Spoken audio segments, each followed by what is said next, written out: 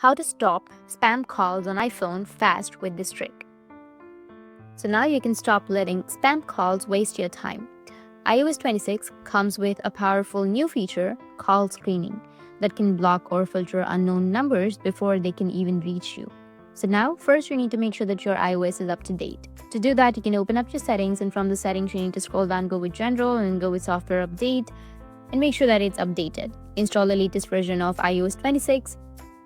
Once your phone is up to date, go back to the main settings page and then scroll all the way down to apps. Once you tap on apps, you need to scroll down and find the phone application. Once you find it, you need to tap on the phone. After that, if you scroll down, here you will have screen unknown callers. This is where Apple has added the brand new option called screen unknown callers.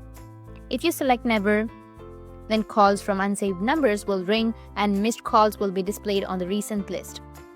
But if you select ask reason for calling, then calls from unsaved numbers will be asked for more information before iPhone rings. Calling and data rates may apply. If you go with silent, then calls from unsaved numbers will be silenced, which means it will be sent to voicemail and displayed on the recent list. Calling and data rates may also apply with this one.